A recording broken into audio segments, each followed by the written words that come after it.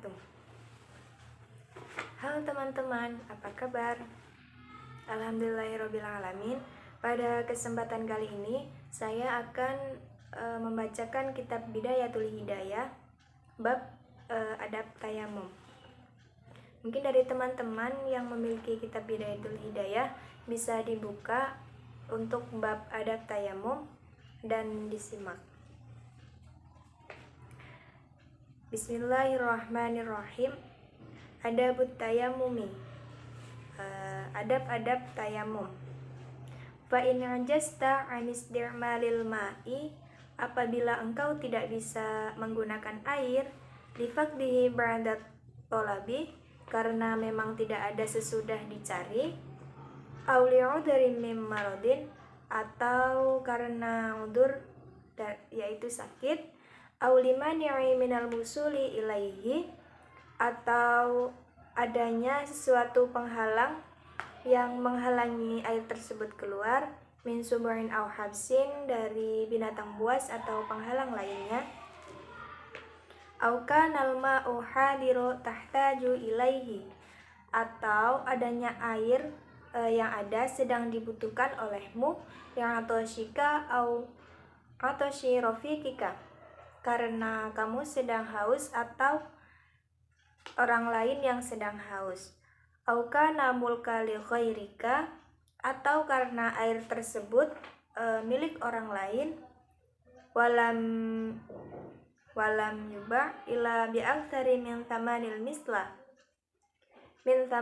misli, dan tidak dijual kecuali dengan harga yang lebih tinggi, au kana bika jarahatun, atau ada luka, au maradun takhafu minhu ala nafsika, atau penyakit yang engkau khawatirkan. Fasbir, maka bersabarlah, hatta yadkhula waqtul fardhah, sampai waktu fardu, salat fardu tersebut tiba. Tsumma qsad sa'idan, lalu bergegaslah menuju tanah, thayyiban alaihi, yang cukup tinggi dan baik, turabun khalisun tahirun,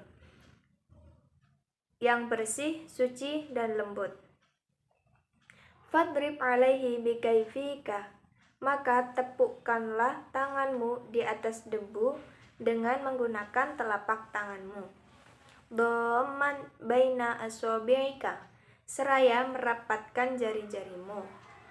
Wanwis tibahatun fardis sholati, lalu berniatlah agar bisa melaksanakan sholat fardu. Wamsah bihima wajhaka marrotan wahidatan, dan usapkanlah kedua telapak tanganmu ke wajahmu sebanyak 1 kali. Wala tatakallaf isolal khobari, dan jangan memaksakan mengusap debu, ila manabitis sya'ri, sampai bagian tumbuhnya rambut, hafin au kathufa, yang arang ataupun yang tebal. Tumangza qaimaka, kemudian cabut cincinmu, wadrib dorbatan taniyatan, dan pukulkanlah tanganmu untuk kedua kalinya, mufarriqan baina asabi'ika, dengan merenggangkan jari-jarimu. Wamsah bihima, dan usapkanlah tanganmu, yadaika ma'amir faqaini, beserta wamsah bihima yadaika ma'amir faqaini, lalu usapkanlah tanganmu beserta 2 sikumu. Fa illam tastawibuhuma, jika masih belum mengenai keduanya, fadrib dorbatan ukhra, maka pukulkanlah sekali lagi, ila antastawibahuma, sampai kedua tangan tersebut terkena. Tumansah ihda kaifika bil ukhra, kemudian usapkan telapak tanganmu yang satu ke yang lainnya. Wamsah ma baina asobika bitakhlil, dan usapkanlah kamu di antara jari-jarimu dengan menyela-nyelanya. Wasolli bihi faridon wahidan, Dan sholatlah kamu dengan tayamum, yaitu sholat fardu. Wa ma syi'ta minan nawafili, dan sholat-sholat sunnah yang kau kehendaki. Fa'in aradta furdhan tanian, jika kamu ingin melakukan sholat fardu yang kedua, fasta'nif lahu tayammuman ukhra, maka awali sholat fardu keduamu dengan tayamum lainnya. Nah, sedikit penjelasan dari bab yang sudah saya jelaskan, yang sudah saya bacakan tadi, yaitu mengenai tayamum. Tayamum merupakan suatu rukhsah, suatu keringanan yang diberikan oleh Allah Subhanahu wa taala kepada kita dalam melaksanakan sholat, baik itu sholat fardu ataupun sholat sunnah. Dalil yang menyebutkan kemudahan bersuci dengan cara tayamum disampaikan oleh Allah dalam surat An-Nisa ayat 43 yang berbunyi, A'udzubillahi minasyaitonirrajim. Bismillahirrahmanirrahim.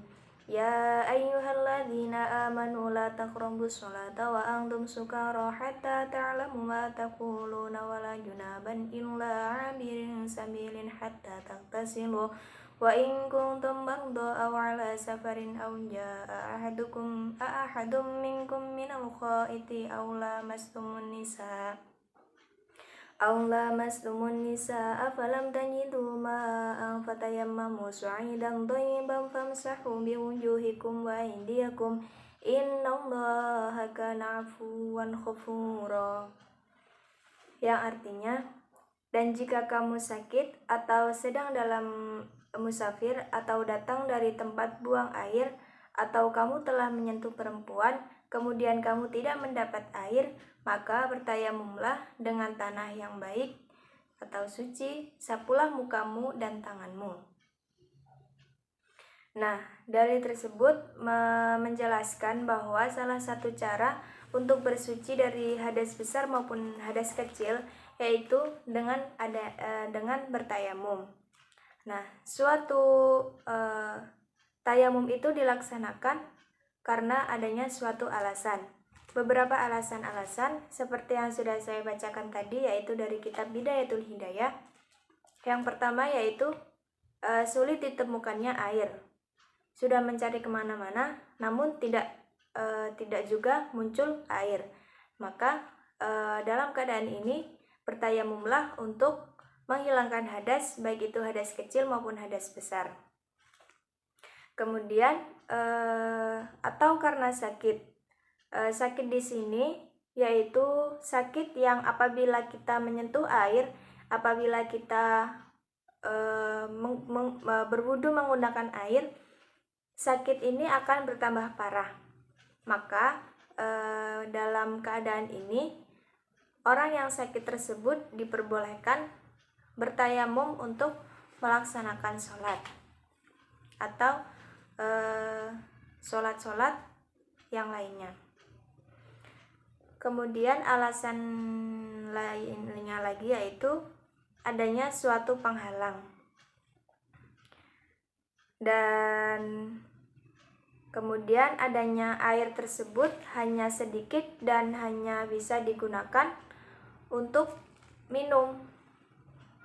Misal dalam suatu keadaan kamu itu sangat haus sekali, sangat haus, dan air yang ada itu minim sekali digunakan untuk berwudu dan hanya mampu untuk diminum demi untuk melepaskan dahagamu karena kamu haus. Maka dalam keadaan ini air tersebut lebih diutamakan untuk diminum dan digunakan dan melakukan dengan tayamum untuk menghilangkan hadas besar dan hadas kecil. Kemudian atau air tersebut milik orang lain dan air tersebut tidak dijual kecuali dengan harga yang lebih tinggi. Misal di tetangga kita dia memiliki air. Nah, air tersebut itu tidak dijual kecuali dia akan menjual ke kamu dengan harga yang lebih tinggi. Nah, dengan harga yang lebih tinggi. Maka pada keadaan ini kamu diperbolehkannya tayamum karena air tersebut dijual lebih tinggi dari harga pasaran. Kemudian alasan lainnya yaitu karena adanya luka atau penyakit yang kau khawatirkan. Misal luka yang cukup parah, luka yang ketika terkena air malah menjadi lebih membahayakan. Kemudian beberapa tersebut alasan-alasan yang bisa digunakan untuk melaksanakan tayamum. Kemudian bagaimana sih cara-cara dalam bertayamum? Sudah dijelaskan tadi bahwa debu yang digunakan itu harus yang thayyiban, turaban, kholison, tohiron. Harus yang baik, yang suci, yang bersih, dan halus atau lembut. Kemudian saya akan menjelaskan sedikit tentang cara bertayamum.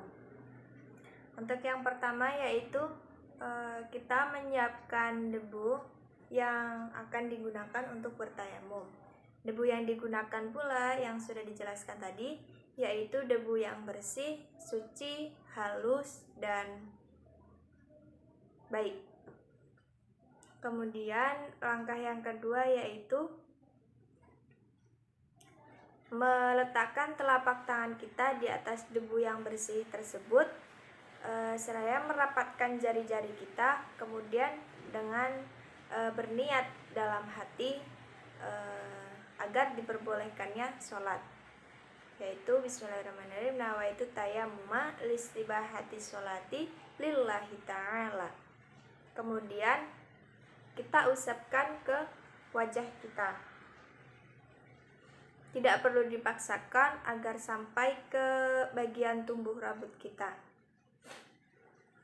Seperti yang di kitab tadi dijelaskan, fadrib alaihi bikaifika dhamman baina aswabika wan wistibahati fardis sholati wamsah bihi mawajhaka marrotan wahidan wala tatakallaf isolal khobari. Jangan kamu memaksakan mengusap debu ila mana biti syari hafin au kasufin, baik itu yang renggang atau yang tebal. Kemudian yang kedua yaitu mengusap bagian tangan dan siku.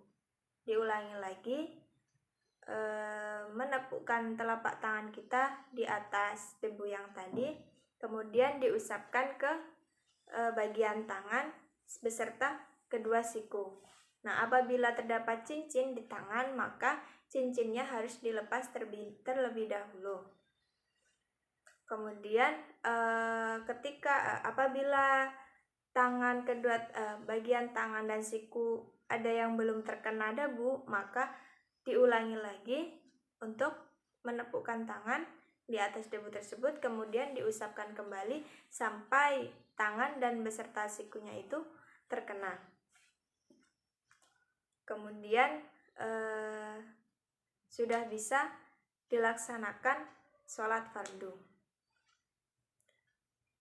Bagian-bagian yang harus terkena debu tidak sama dengan bagian-bagian yang terkena air wudhu, karena adanya keterbatasan